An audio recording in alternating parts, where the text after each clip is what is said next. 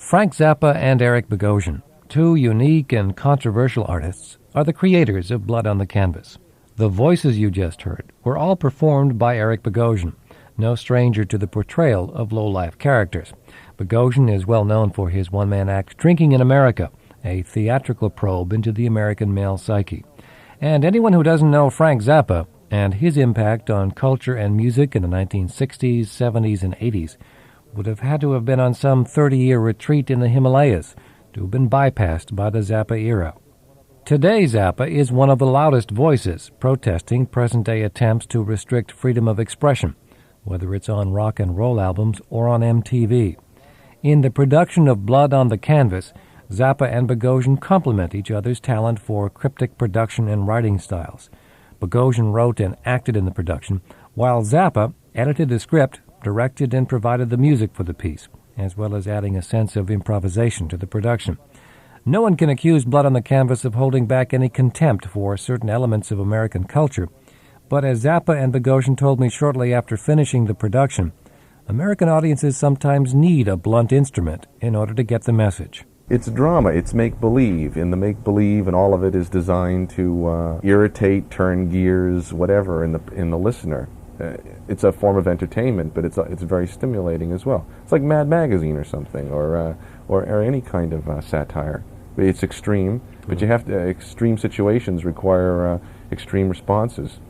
Well, if you take a look at the statistics on voter apathy and other types of apathy in the United States today, you have to admit that it's going to take something stronger than the Joan Rivers show, for example, to make them pay attention to any kind of a topic. You have to almost bang them over the head with a baseball bat just to get their attention. The extremeness of some of the things that are described in the show and the matter-of-fact way in which the extreme things are put forth is probably the only viable technique for communication of these types of ideas in the 80s. It seems that all the characters you're bringing into this, the different characters you write about and you portray, is this an attack on each one of them? Is it an attack on radio, the radio industry, pornographers, the church, the entertainment industry? Well, my approach usually, and we created these guys together because the things that these guys are saying is, we did this together. I mean, there were moments when we were recording when I actually had the headphones on and Frank would be in the control room and whispering the words into my ears as I was saying them, so he can also answer this. But from my perspective, no, I'm not attacking these guys individually. That would be kind of an easy shot for any, let's say, pornographers or something.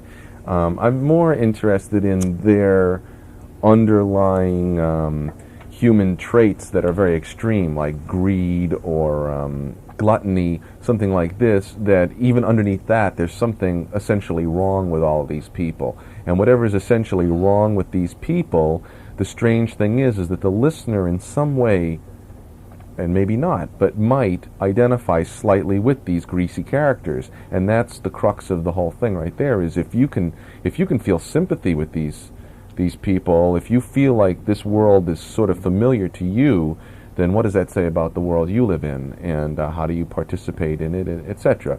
Well, if I watch a movie and there's something very violent in it, let's say a car gets blown up, and I kind of feel a little thrill in my body when the car gets blown up, even though I don't think cars should be blown up out on the streets all over the place, or there's something about it that I like, and that is something that's going through our entire culture right now, is people are getting vicarious thrill from, for instance, the news, which we bring up in this thing.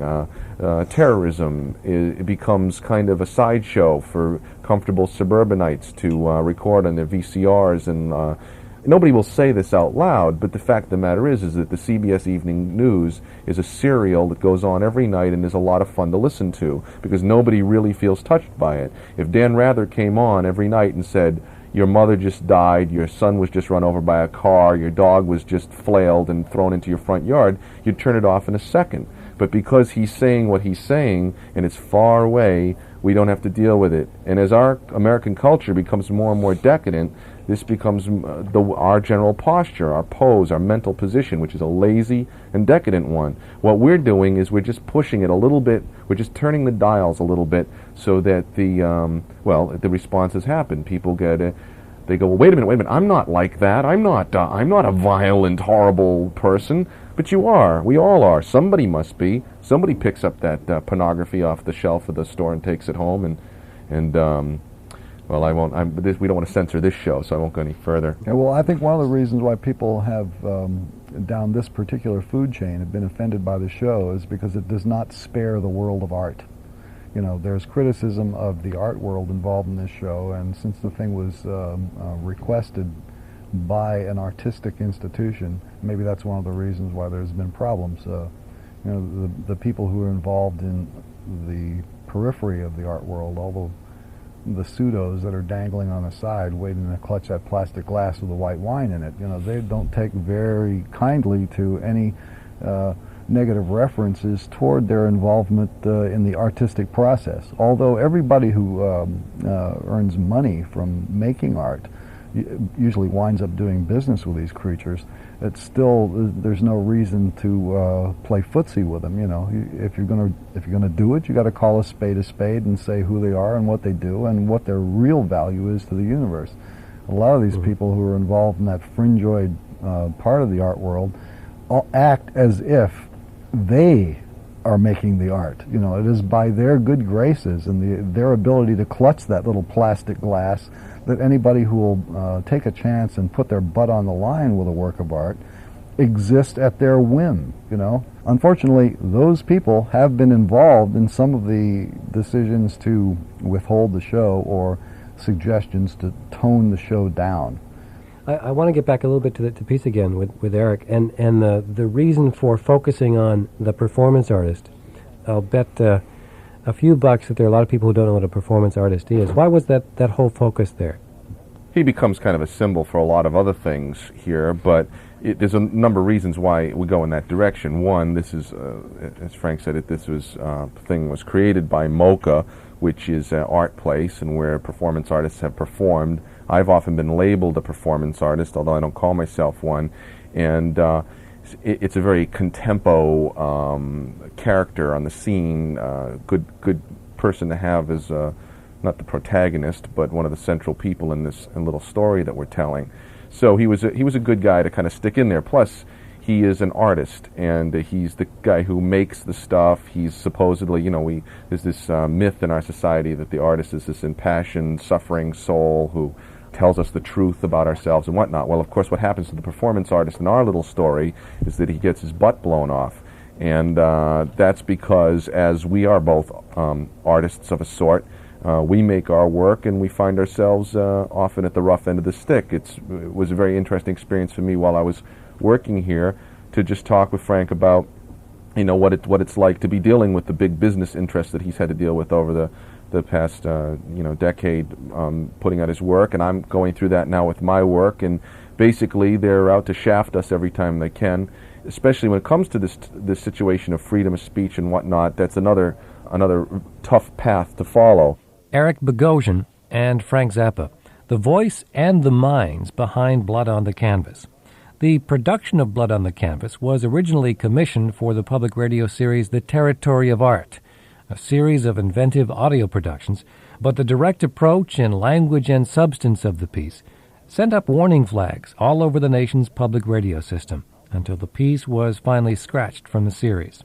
Even a limited run of the piece on a smaller number of less timid radio stations was abruptly canceled when the practical realities of the present regulatory and legal climate were considered both by stations and by the artists themselves. It's that regulatory climate, fostered in part by a commission in Washington chaired by Attorney General Edwin Meese, that has been the focus of a public campaign by Frank Zappa. Zappa and Bogosian, who originally participated in this interview, expecting it to air on public radio stations, discussed their frustrations with the rejection of Blood on the Canvas and its impact on freedom of expression. As a nation, are we running that scared that a piece of tape, which is about 22 minutes long, is of such a threat to the Americans' mentality that you have to cushion the blow with all of the rest of this stuff? I mean, I find this thing, just the fact of doing this interview to rationalize the show, to be a pretty distressing thing to participate in. But it's nice talking with you, of course. In fact, in order to understand what makes our show threatening at all, you have to be an adult in order to know what we're talking about half the time. I don't think if the idea is that a 4-year-old is turning on the radio and is going to be permanently mentally disabled because what they hear on this show there's just no way. It isn't going to happen. This whole thing is couched in very adult terms, and it's pretty. You have to be grown up to understand it.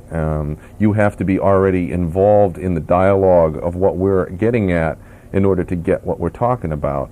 Anybody can turn on the TV set at any given time, and I think that the people, unless you're telling us that people who listen to radio are a completely other group of people, and they're all these like very sweet little old ladies sitting at home listening to classical radio and they never watch television, but if you're being exposed to the mass media, TV and radio, you're going to hit a lot of things that are quote unquote strong. In fact, most of the things that you get exposed to are done with no premeditation to being critical about anything. I mean, we're trying to, in our own way, in our style, to make a commentary about some of the mores and fashions and things going on in our culture today. I mean, we're trying to be critical. We're not putting a detective show on where suddenly in the middle of a suspense story, a woman is being brutally raped, which I mean, I haven't been able to turn on TV lately and not see some kind of heavy rape scene, or certainly on the music videos, there's a lot of that stuff too, a lot of knives, a lot of girls in bikinis getting hacked up or about to be hacked up. I mean, that's all coming from no place. Nobody's censoring them. You have to realize that all contemporary attacks on pornography, or what the religious right refers to as moral problems in the United States, are just political tools.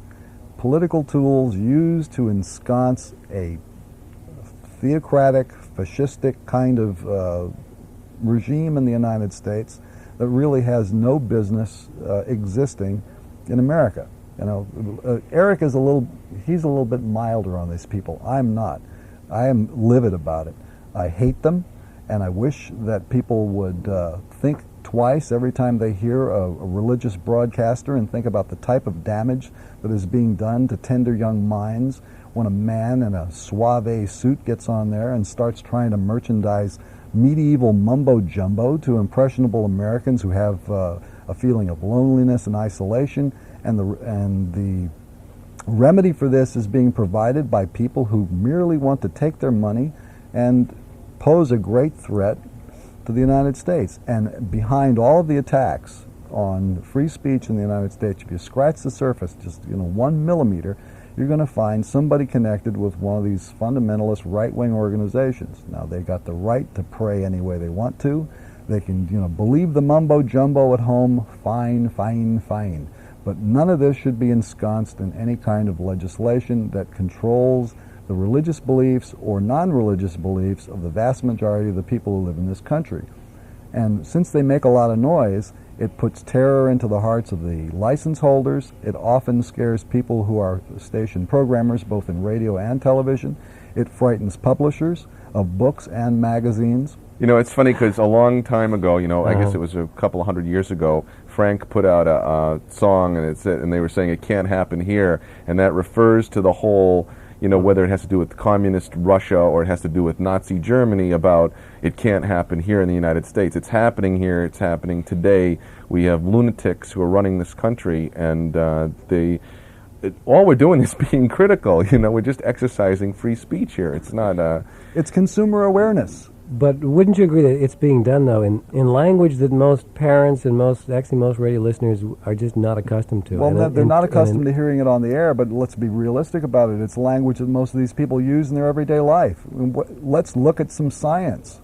Nobody has yet proven that any of the language, any of the words used in this piece or any of the other things that go on the air are capable of making you turn into a social deviant when you hear it, or to send you to hell. There is no science to back this up. A word is not going to make you into a monster. And anybody who